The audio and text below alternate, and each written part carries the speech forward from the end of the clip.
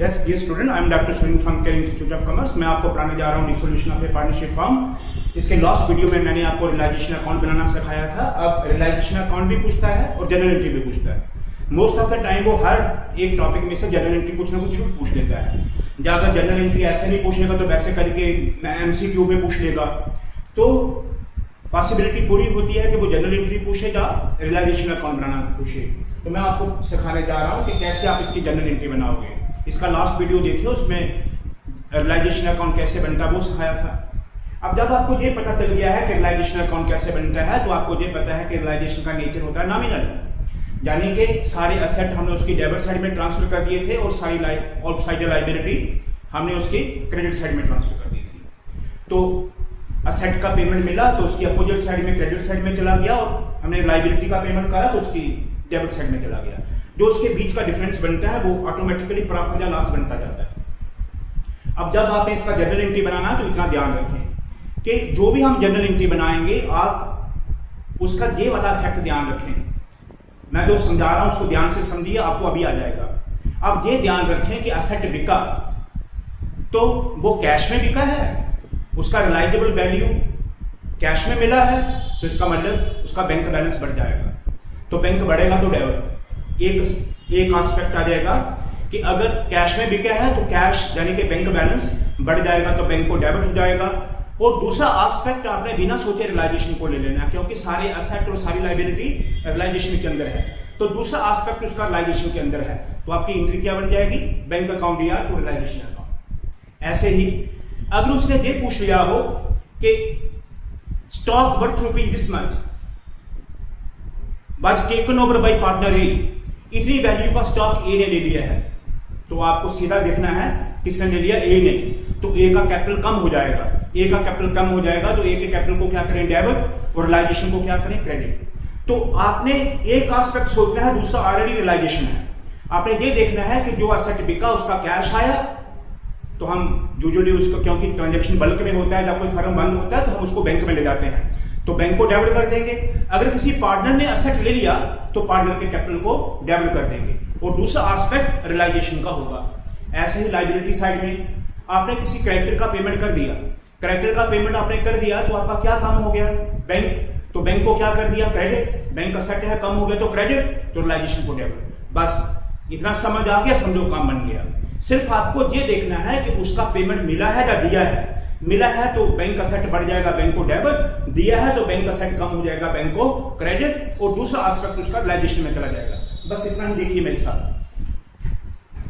देखिए A, B and C were partners sharing profits and losses in the ratio of 3:2 to 1. They decided to dissolve the firm on 31st March 2025. Passed the necessary journal entries against the following transaction when all the assets excluding cash and bank balance and outside the liability are transferred to realization account. साफ लिख दिया है, question में लिखा होगा कि उसके सारे के सारे asset excluding cash and bank balance, क्योंकि वो तो ऑलरेडी लिक्विड है, उसको छोड़ के बाकी सारे ट्रांसफर हो गए हैं रियलाइजेशन अकाउंट में। एंड आउटसाइड लायबिलिटी, जो बाहर के लोगों की लायबिलिटी देनी है वो भी ट्रांसफर हो गई है रियलाइजेशन अकाउंट में। अब पढ़िए 1 stock was value ₹10,000 by taken over by the creditor ₹11,200। तो जब भी, ये सबसे इंपॉर्टेंट ट्रांजैक्शन होती है, any asset is taken over bye A creditor in full settlement, creditor of this in full settlement, यानी कि इतने वैल्यू का स्टॉक लेके क्रेडिटर अपनी पूरी वैल्यू से संतुष्ट हो गया, तो आपको एंट्री नहीं करनी है। असेट लायबिलिटी से सिक्योर अप हो गया, किसी क्रेडिटर को हमने स्टॉक दे दिया, नो एंट्री।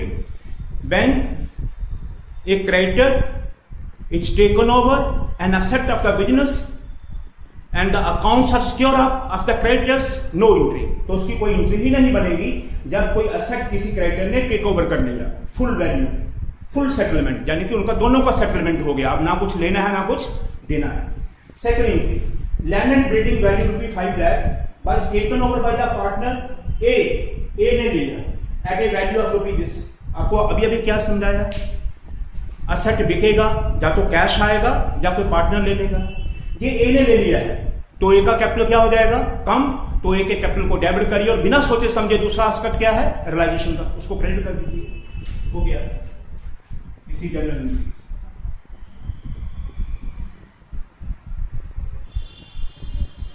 बताइए 1 सेकंड ट्रांजेक्शन नंबर 1 आ गया नोइंग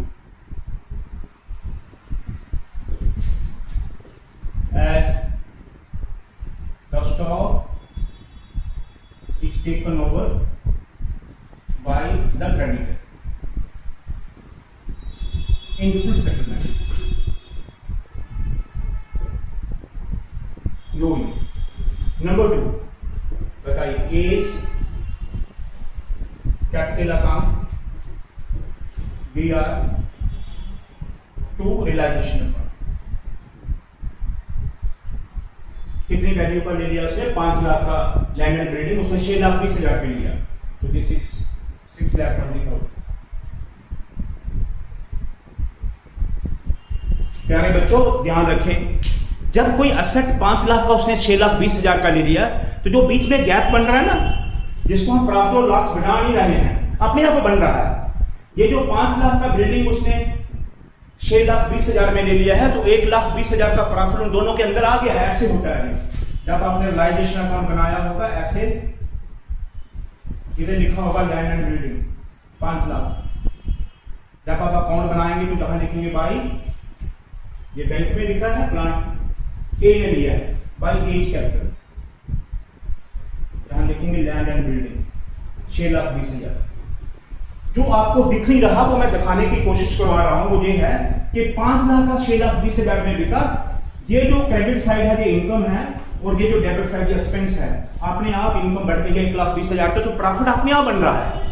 जो लास्ट में जब इसे क्लोज करेंगे तो आप कैलकुलेट कर लेंगे कुल मिला के सारी ट्रांजेक्शन का प्रॉफिट या लॉस क्या हुआ।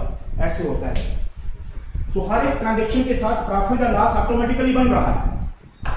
तो लिखिए नरेशन में being land and building taken over by partner A. That's all. Third transaction. Plant and machinery value, जिसका वैल्यू 2 लाख है, but realized at rupees. realized का मतलब ये बिक गया ओपन मार्केट में, तो बिक गया तो बैंक का बैलेंस बढ़ा। ये बैंक आपका असेट, ये बड़ा तो डेबिट, बैंक को डेबिट हो गया तो रियलाइजेशन को क्रेडिट। ये ए ने ले लिया था तो ए का कैपिटल कम हो गया तो डेबिट और रियलाइजेशन को क्रेडिट। नंबर 3 बताइए बैंक अकाउंट BR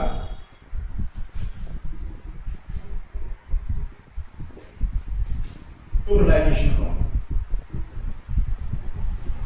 लिखेंगे being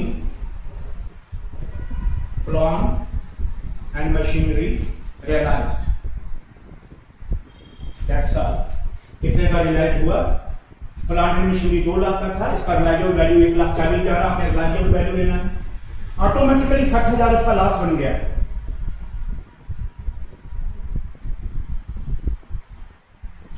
this is number 4। Debtors value ₹50,000 was sold to a debt collecting agency for ₹this। तो डेप्टर हमने किसी डेप्ट कलेक्टिंग एजेंसी को बेच दिए हैं। कितने के बेचे हैं? 44,000 की। किसी को बेच दिए तो पैसा आ जाएगा, तो बैंक का बैलेंस बढ़ जाएगा। बैंक आपका असेट है, बढ़ेगा तो डेबिट। कितने में बेचा? 44,000, तो रियलाइजेशन को क्रेडिट हो जाएगा। This is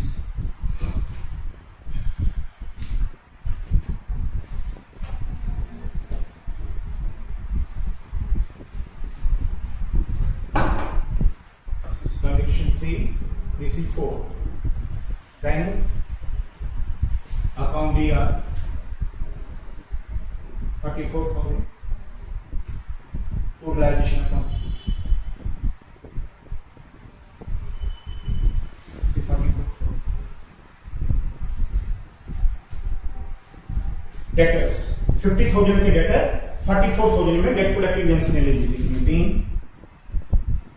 debtors sold to debt collecting agency। Fifth condition, Mrs. B provided loan to the firm। Mrs. B ने फर्म को लोन दिया था 50,000, to be paid by B, B has promised to pay that loan.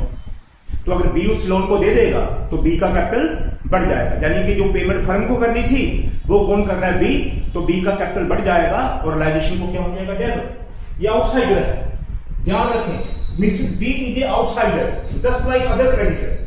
जब इसको payment देंगे तो ऐसे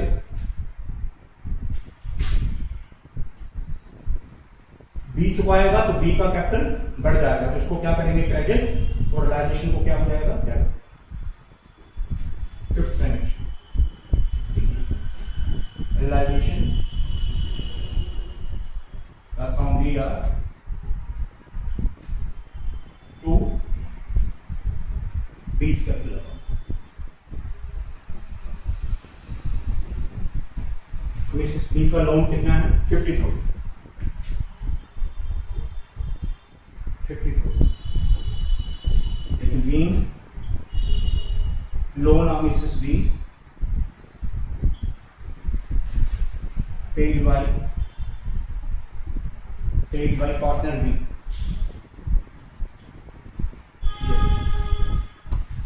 So आसान बन गया है। इसमें जस्ट आपको एक एस्पेक्ट सोचना, जैसे मैं बता रहा हूं कि उसका पेमेंट कैसे हुआ, पेमेंट का मोड क्या है, कैश के थ्रू हो रहा है या पार्टनर के थ्रू हो रहा है। अगर कोई पार्टनर बिजनेस के बिहाफ पे दे देगा तो पार्टनर का कैपिटल बढ़ जाएगा, और अगर कोई पार्टनर कोई असेट ले लेगा तो पार्टनर का कैपिटल कम हो जाएगा। अगर असेट के बदले में हमें कैश मिल जाएगा तो बैंक बढ़ जाएगा, और अगर हम कोई पेमेंट कैश में दे देंगे तो बैंक कम हो जाएगा। बस हो गया।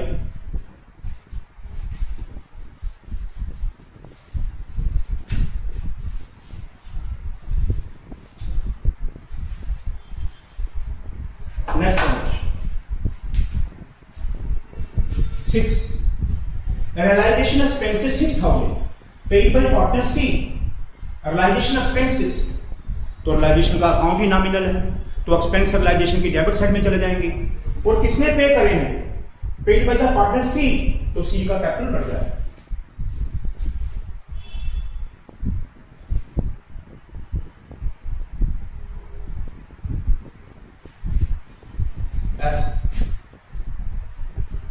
एक्सपेंसेस पे करे हैं, रियलाइजेशन को डेबिट हो जाएगा। इसका नेचर नॉमिनल है तो एक्सपेंस लॉस है, डेबिट हो जाएगा। और किसने पे करा, सी ने, तो सी का कैपिटल बढ़ जाएगा। करेक्ट करिए, रियलाइजेशन अकाउंट दिया, this is your 6th transaction.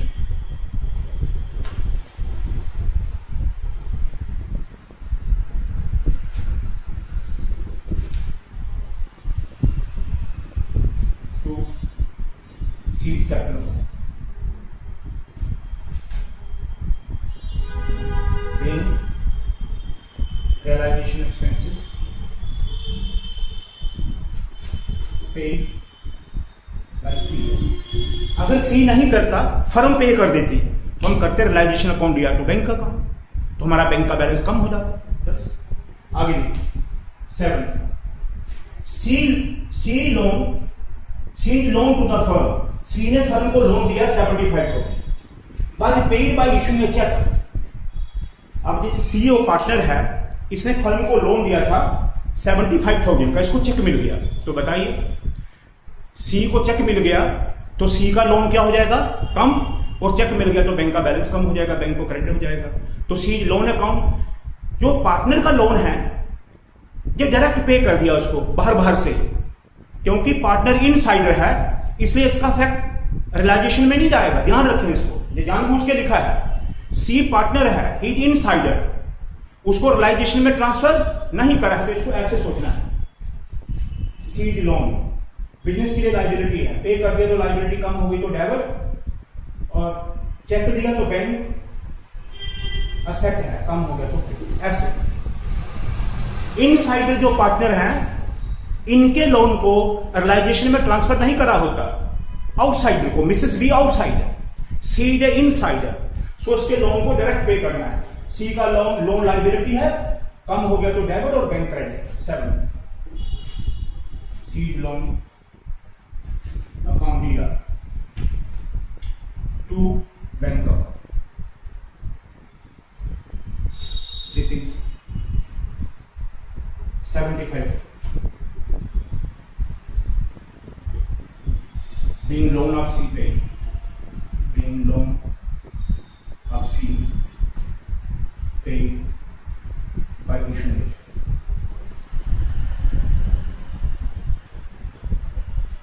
Eighth transaction, unrecorded investment was realized. ये इन्वेस्टमेंट बुक में नहीं थी तो असेट बढ़ गया तो हमारा प्रॉफिट हो गया, रियलाइजेशन को क्रेडिट हो गया, और रिलीज हो गया तो बैंक का बैलेंस बढ़ गया तो बैंक को डेबिट हो गया। ऐसे रियलाइज का मतलब पैसा मिल गया, बैंक असेट बढ़ गया तो डेबिट, और हमें प्रॉफिट हो गया अनरिकॉर्डेड का, प्रॉफिट हो गया तो रियलाइजेशन को क्रेडिट, तो बैंक अकाउंट दिया तो रियलाइजेशन।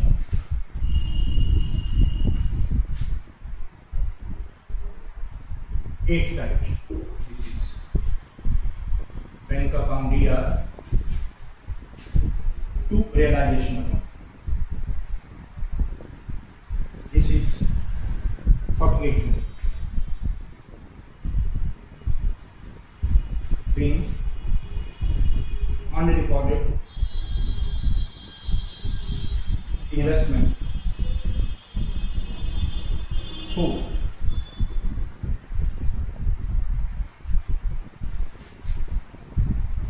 ninth condition,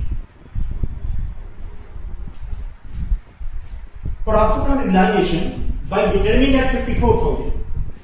अगर आपको जनरल एंट्री बनाते समय क्वेश्चन में रियलाइजेशन का प्रॉफिट नहीं दिया हो तो आप उसे खुद कैलकुलेट नहीं करें जब तक उसने पूछा ना हो। उसका कारण यह है कि अगर प्रॉफिट नहीं दिया होगा तो आपकी जनरल एंट्री 8 ही बनती, लेकिन अगर प्रॉफिट दिया होगा तो ही आपको इसका एंट्री बनाना है।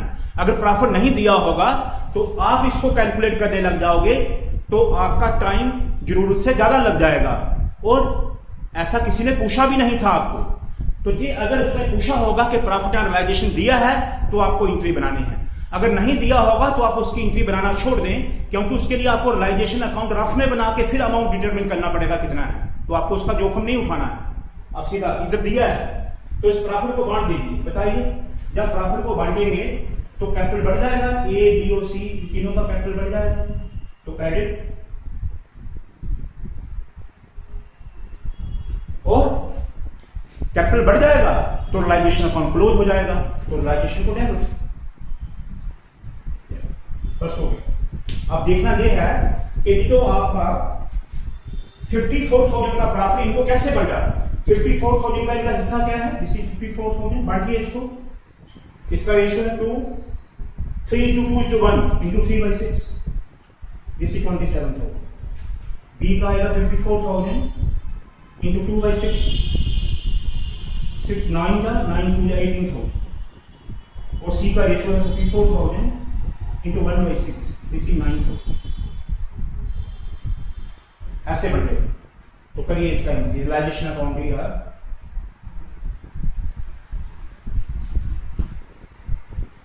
54,000 to A's capital account, this is 27,000 to B's capital account, this is 18,000 to C's capital account, 9,000. Being profit and realization distributed among partners in the agreement ratio, being profit and realization distributed among partners in given ratio. अब last में इसकी जाते जाते एक summary, अगर कोई asset कोई creditor take over कर ले, नो एंट्री। फिर से आपको एक बार याद करा दूं, एक हो गया एसेट किसी ने टेक ओवर कर लिया, नो एंट्री। दूसरा हो गया कि अगर कोई पार्टनर का लोन है और उसका बिजनेस ने चेक के थ्रू पेमेंट कर दिया तो इसकी रियलाइजेशन के थ्रू एंट्री नहीं बनाए। पार्टनर इज ए इनसाइडर, उस अकाउंट को खत्म करे। जैसे इसमें सी का लोन था, पार्टनर सी है, उसका लोन था, तो लोन का मतलब लाइबिलिटी। जब हम सी का लोन चुकाएंगे तो लाइबिलिटी कम हो जाएगी, तो सी के लोन को डेबिट और चेक दे दिया तो बैंक को क्रेडिट। ऐसा ये ध्यान रखें। अगर आउटसाइडर का लोन है तो रियलाइजेशन के थ्रू होता है। जैसे मिसेस बी आउटसाइडर थी, कौन थी? मिसेस बी आउटसाइडर थी, उसका लोन बी ने चुका दिया, तो बी ने चुका दिया तो बी का कैपिटल बढ़ गया, और मिसेस लोन आउटसाइडर है, वो ऑलरेडी रियलाइजेशन में ट्रांसफर हो गई है, तो रियलाइजेशन को डेबिट कर दिया। ये ध्यान रखेंगे डिस्टिंक्शन। बस एक दोनों के लोन को लेके मैंने डिस्टिंक्शन करा, और असेट किसी क्रेडिटर ने टेक ओवर कर लिया, उसका 3 एंट्री हो गई, और चौथा के अगर आपको प्रॉफिट दिया हो तो ही आपको उसका एंट्री बनाना है, अगर नहीं दिया हो तो आपने उसका एंट्री नहीं बनाना। प्यारे बच्चों, आशा करता हूं आपको समझ आया होगा।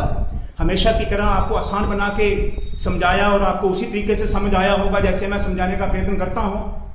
देखते रहिए, सब्सक्राइब करिए, फॉलो करिए, आपके लिए और अच्छे आसान आपका 12th का 3 बुक्स का वॉल्यूम निकालो दिमाग से, मेरे चैनल को वॉच करिए, मैं आपको यकीन दिलाता हूं कि आपको उसका वैल्यू मिल जाएगा।